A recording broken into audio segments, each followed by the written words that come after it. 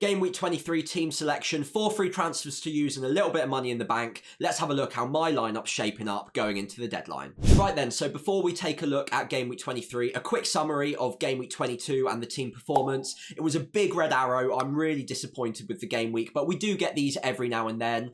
My little run of good fortune has come to an end in pretty dramatic style. 35 points, a 170k red arrow, and only 2 players in my starting 11 actually got me any points, that being Trent and Lewis Hall. Obviously, Trent did really well, got me off to a decent start. After that, it was all downhill, and it was one of those weeks that I just want to put behind me and forget all about. Frustration everywhere. Double Arsenal clean sheet was wiped out. None of my midfielders got any points. Even Salah, who had a decent enough game, didn't get me anything as a captain. Luckily, at least Palmer and Isak, who were the other 2 popular captaincy choices, didn't really get anything either.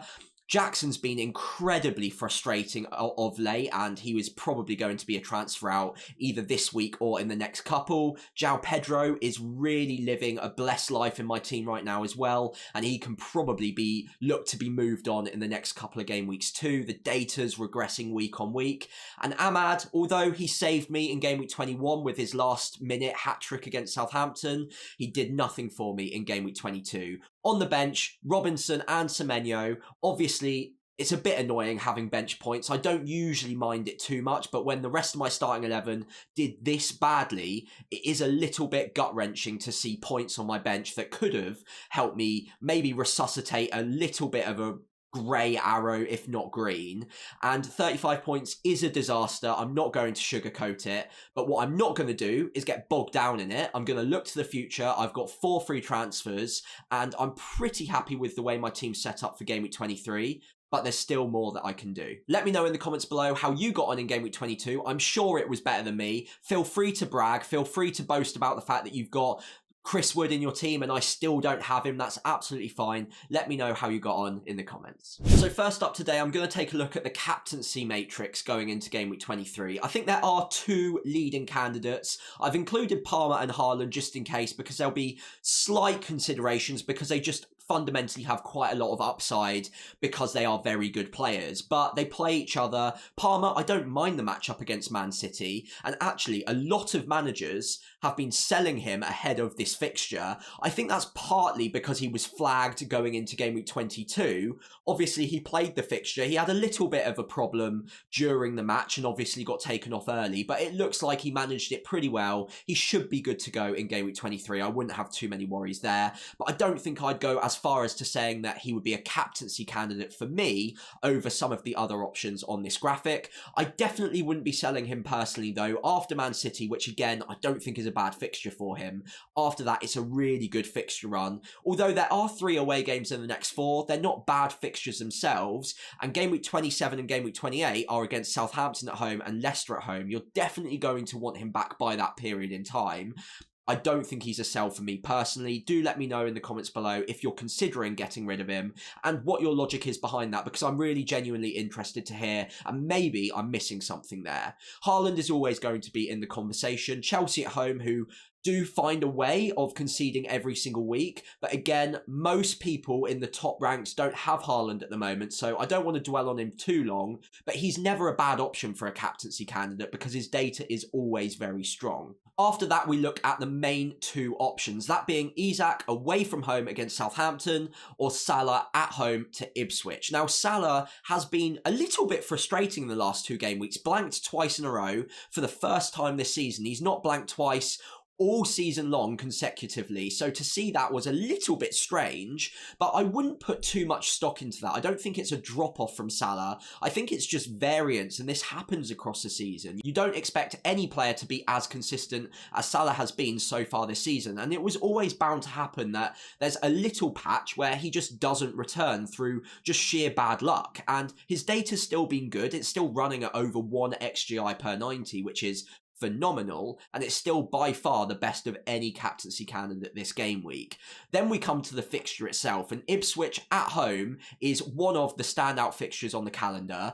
Ipswich have just conceded 6 to City, and Salah's got even better data than Haaland, even better data than Foden, and Liverpool have been a better attacking outfit so far this season than City have. Also, you add in the fact that they're playing them at home, and it makes for a pretty convincing argument to just stick it on Mo. 9.3 expected points via Fantasy Football Hub. So again, the data kind of suggests that he is the man to go for. He will be the most captained candidate out of everyone, but he's not by any means the only option. And if you wanted to go differential, I would understand the logic behind going for someone like Isak. Obviously, away from home at Southampton doesn't look as good on paper as a home fixture to Ipswich, but Southampton have been battered at home fairly consistently, and their XGC per 90 is by far the worst in the entire league when playing at home at St Mary's. In fact, it's 2.8 XGC per 90, which is, I believe,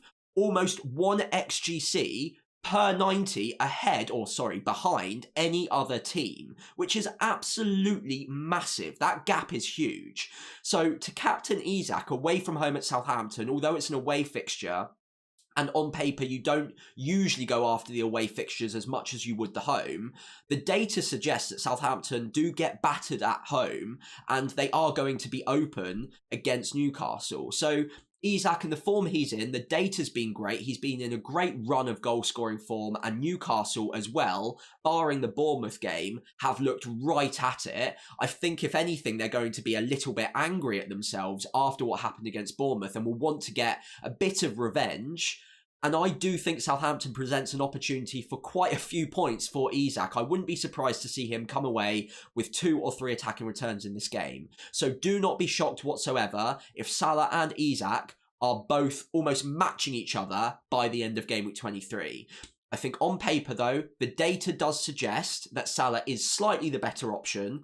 Don't dismiss Isak, but for me, I'm going to place my faith in Salah at home against Ipswich. It just makes more sense to me overall, although I do still really like Isak. I'm really happy to own him, and the more Newcastle attack you have in that game, the better. So a quick look at the Game Week 23 match projections. Thanks again to Rob T FPL for providing yet more fantastic graphics. Do go and check him out if you get the chance. Liverpool do stand out at the top of both metrics this game week in terms of the y-axis, that being the clean sheet odds, and the x-axis in terms of projected goals. So we are expecting a pretty significant scoreline for Liverpool, which will weigh in, to my mind, on captaincy, as I've just discussed, obviously favouring Salah there, and also my transfers in as well. There is opportunity for Liverpool points there, and I've only got a double up at the moment. Obviously, they've got the double game week in game week 24, so loading up on Liverpool this game week might not be a bad option either, considering they stand out in terms of the clean sheet odds over any other team, although it is closer in that respect.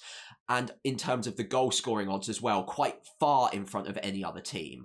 After that, you've got Newcastle and Spurs predicted the most goals. That's pretty decent at 2.5. That's strong, but less so on the clean sheet odds. They're just under 40% in both regards. Spurs, you're always fairly surprised if they keep a clean sheet, although they are against promoted opposition, so it wouldn't be crazy. In terms of the clean sheet odds, after Liverpool, we're looking at Arsenal, Aston Villa and Brighton, all with decent odds. Arsenal, I've still got double defence. I am considering getting rid of one of them pretty soon. But again, it's another good opportunity for a clean sheet, and getting rid of them away at Wolves does feel like maybe forcing it a little bit, when actually there might be a better opportunity next week to hop off of at least one of them, if not both in some cases. So I'm probably going to just back the data here and maybe just hold on to both of them, that being Raya and Gabriel, for one more game week and assess after this. If they go another game without a clean sheet, I think there's going to be fire sales for Arsenal assets, especially because next week they go up against Man City at home, and quite frankly, we're not expecting a clean sheet against Man City. Right then, so I'm going to restructure this video slightly to my normal offering, and I'm going to start by looking at my team selection without my transfers loaded before explaining the moves that I want to make. And as you can see on screen, it's not a bad lineup at all for Game Week 23 as it stands. I do have 4 free transfers though, so that is worth noting, and there are opportunities here. I've got the double Arsenal clean sheet, against Wolves, as I've just noted in the data via Rob T FPL. Then I've got double Liverpool at home to Ipswich as well. Salah gets the armband, as I've explained. So I'm pretty happy with both of those combinations. I've also got triple Newcastle away at Southampton. So again, you're expecting points there, even though Hull didn't have the best game against Bournemouth. Bournemouth did target their fullbacks quite a lot. Livramento didn't have a great game either. And quite frankly, I think it was just a bad day at the office for Newcastle. And I would expect Hall to start. He'll be a good option against Southampton and moving forward. So I'm not panicking on him just yet. Gordon as well, and Isak actually, in fairness, all had quiet games against Bournemouth. But Southampton, like I mentioned, it is a massive opportunity for Newcastle to get back to winning ways and get goals on the board. So I'm very happy with my triple up of Newcastle assets. After that, it gets a little bit more dicey. I've got double Chelsea away at Man City. I've actually maybe not explained it enough. I explained it with Cole Palmer a little bit, but I still quite like that as a matchup. Man City have looked better recently, but I think that's partly been because of the fixtures. But they've still been susceptible to quick counter-attacks, and they are conceding a lot of big chances in comparison to what they would have done in past seasons. When Rodri's fit, they've got more of a stranglehold on the game, more control. It does seem like they are more liable to having teams counter on them quickly and getting in behind them, and Palmer and Jackson are probably the perfect type of profile of player to exploit that and take advantage of that weakness. Now, Palmer specifically is going absolutely nowhere. I do like that matchup, and I also love his fixtures to come. The data's still great, and he's actually been performing really well too, so he's quite frankly not going anywhere. Jackson, on the other hand, has been a huge disaster for me. He's cost me a lot of money. He's taken up a place that in recent weeks could have been Chris Wood, it could have been Mateta, it could have been even Jimenez, and all of them would have outscored Jackson. So it's been a nightmare, and I've held on to him this long. And at this point in time, I'm almost resigned to the fact that the second I sell him, the data suggests that he probably will come good pretty soon. And even got that offside goal in game week 22. I wouldn't be surprised at all to see him do well against City. But at this point in time, there are just frankly better options that I'm more confident that will finish their dinner and actually get me the goals over the next 3 or 4 game weeks. And at a cheaper price point as well, I think I'm finally at a point now where I'm giving up on Jackson for the time being. I can bring him back in ahead of game week 27 and 28 against Southampton and Leicester if he does turn it around and find his shooting boots. For the time being, though, I've got 4 free transfers, I've got double game week options and other strikers in form that I do like the look of, which I'll go on to in just a moment's time. And Jackson, sadly, I think the experiment's kind of failed for him at the moment. I can come back to him, but I'm resigned to defeat on this one, and I'm going to probably sell him this game week, barring injuries, of course. Now, João Pedro's the other player that I could look at getting rid of this game week. I'll explain that in just a moment's time, but I'm less convinced on getting rid of him because he's got Everton at home. Obviously, resurgent under Moyes to an extent, but it's still a good fixture. He's still on penalties. He's still a good 90-minute man, usually, at least until injuries come in, and he's still only 5.6, 5.7 million, so he's not exactly taking up a load of cash in my team that I can use elsewhere. There is one player in particular that I do want to buy in exchange for him, but I'm not sure this is necessarily the week to force that transfer as it stands. So looking at those striker options available to me this week, it all comes down to 3 players in particular, and you might be screaming at me saying, why on earth isn't Chris Wood in your thinking this week? And I suppose to some extent he is, but the fixtures have now been and gone. That Southampton fixture was the final of the really, really good fixtures. And I think I've gone without him for this long that buying him now kind of feels like points chasing. And although he's going to be very highly owned, he'll probably continue to hurt me. I don't really see in the next 6 game weeks him scoring massively to the extent that it'll hurt me as much as he has done in the last few. And I do truly believe that the 3 strikers on screen now as my Jackson and Pedro replacements are likely to outscore Chris Wood. I might be wrong, it might punish me even more, but the data on all 3 of these strikers is better than Chris Wood's. and I do back them to do really well over the next 4 or 5 game weeks. So again, I might look really thick in a few game weeks time, but I do have a gut feeling that I've kind of missed the boat on Chris Wood, and it's better for my team, especially because I'm chasing, to not just join the pack and grab a player that's not going to really help me chase anyone. I might as well take a chance on a different striker and try and catch up where I think there's an opportunity to do so. As I mentioned, Jackson, despite his good data, is almost certainly a sell for me this week. The only way that he's not is if all 3 of these strikers get injured, quite frankly. Otherwise, I'm probably going to bring in one of them this game week.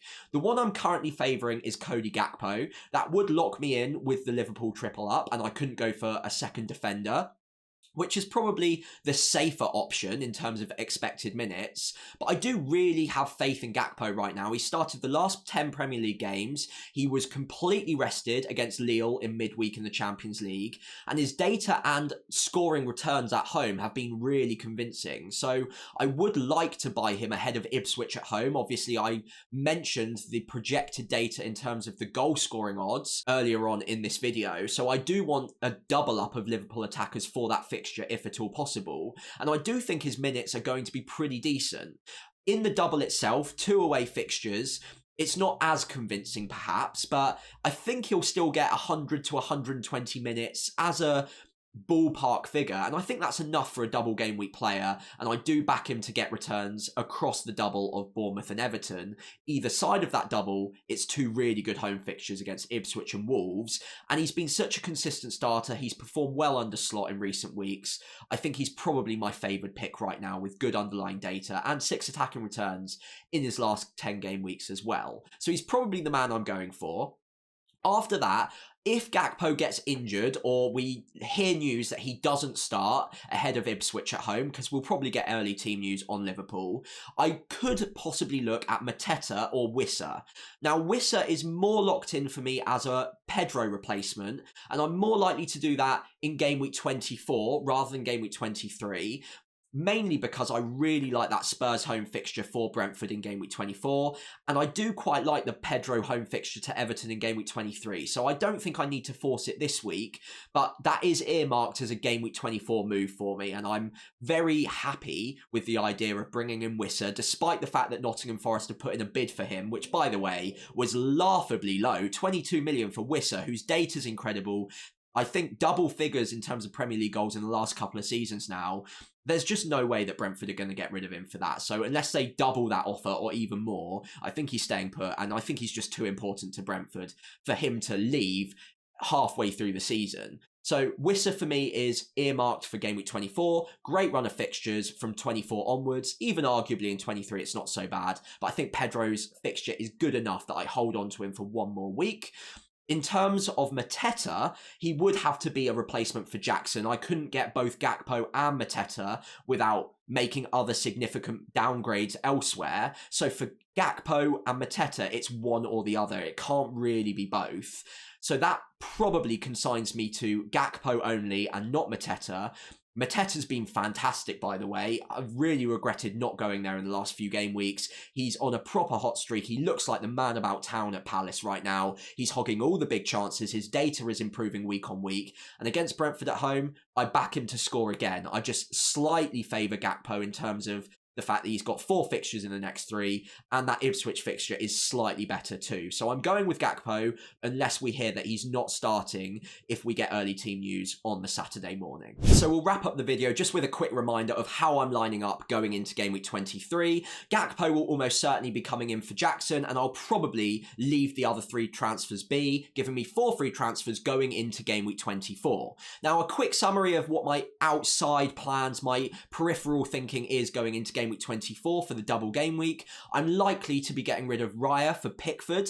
I'm also quite likely to be getting in Wissa for João Pedro. That's 2 of them. And then my third move might be to be bringing in Mykolenko and going double Everton defence. That might be a step too far, but I'll have enough money in the bank to bring in Mykolenko for Greaves, giving me extra depth overall. And it means that I could potentially have 5 double game weekers. My triple captaincy will be active on Salah almost certainly, and I'll have triple up of Liverpool with 2 attackers and of course Trent, who is kind of an attacker as well. I'm really happy with that strategy. It's 3 free transfers next week if I was to do that, out of my 4, and it would give me 2 free transfers going into game week 25, which again, I'm pretty happy with. I'll have plenty of depth on my bench. So overall, I think it's a strategy I'm fairly comfortable with. Just the 1 free transfer this week. It gets me that triple up at home to Ipswich for Liverpool. It gets me triple Newcastle away at Southampton, double Arsenal away at Wolves. I'm happy with Palmer away at Man City.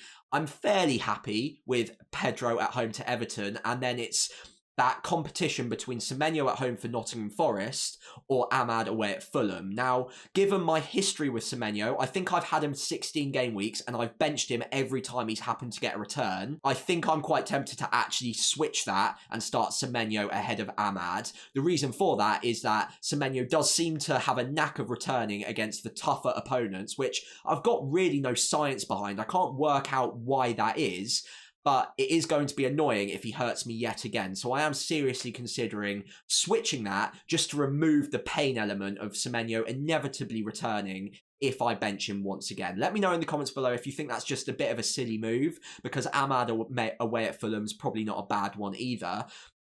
But overall, I think if I'm fighting between my 11th or 12th man, and in terms of which one of them I'm going to be benching, and the rest of them I'm really happy with, I think it's not a bad week whatsoever. I'll have 4 free transfers going into the double game week, and I'm really, really hoping that that red arrow turns into a pretty significant green one, considering the amount of players I've got against weaker opponents in game week 23. As we reach the end of today's video, if you could leave a like and subscribe to the channel, that'd be greatly appreciated. And as always, if you've got any questions, do drop a comment below and I'll try and get back to you before the game week 23 deadline.